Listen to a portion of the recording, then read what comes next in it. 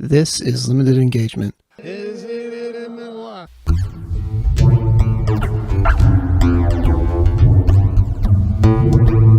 So I wasn't sure how this related necessarily to the topic that it prompted for me, maybe in the connection to Leonard Cohen and kind of knowing your habits as a connoisseur of music and this sort of field that you have invested in and are really quite brought up on. But for some reason, I felt like that connected to Limited Engagement. And so I was wondering if you could kind of talk about how the show kind of started and especially on this, the second anniversary, you know, how you're feeling about it, how it's going, kind of how this sort of fits into your life, you know?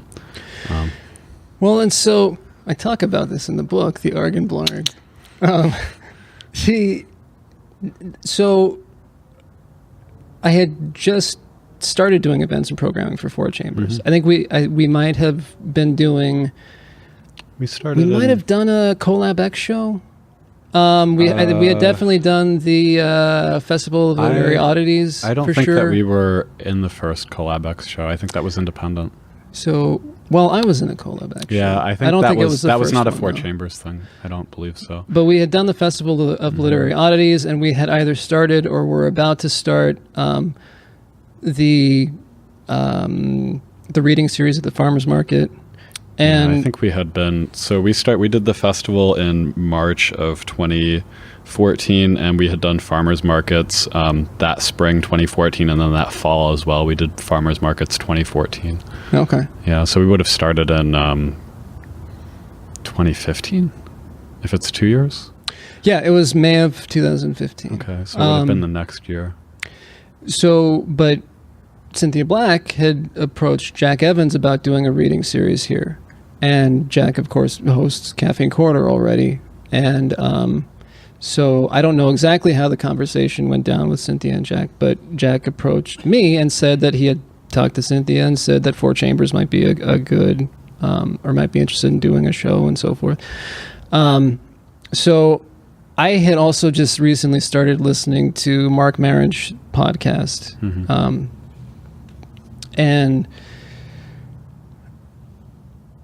so I was intrigued by the idea of doing a show, and one that wasn't that, because I think we already have some great reading series out there that are, you know, a feature reading format.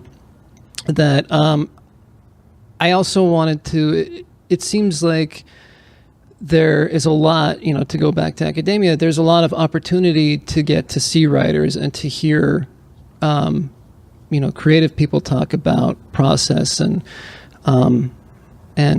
you know, how their mind works. And outside of that, not so much. So I liked the idea of doing something that involved that kind of a marriage of the two, of giving somebody a feature space and then talking to them. I never wanted it to be a straight up interview show because I don't think that is as interesting. I think there are some great interviewers. I think Terry Gross is amazing. Terry Gross is quite good. She is. Yeah. And Charlie Rose, I think, does a great show. But that wasn't the kind of thing that I was interested in, and I hate doing research. So, if I'm particularly interested in something, I feel like you can get, especially if you want to get to know a person as they are creatively, I think the best way to approach it is through their work. Mm-hmm. And not to necessarily muddy the waters or prejudge somebody by looking much into who they are outside of that.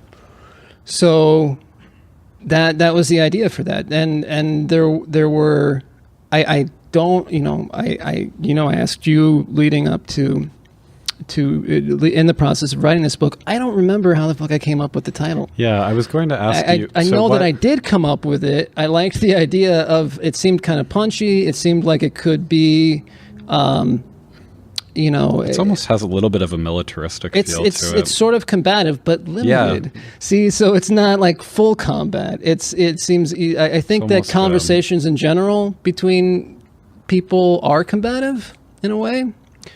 Maybe for you. So it's also supposed to be engaging, and this notion of engagement. But again, limited because like I'm not interested in somebody's whole life necessarily. I'm interested in their creative life. So there's something limited to it. Maybe I just remembered how I came up with the title. I was going to ask you to invent a myth if you didn't. And it's done. No, yeah.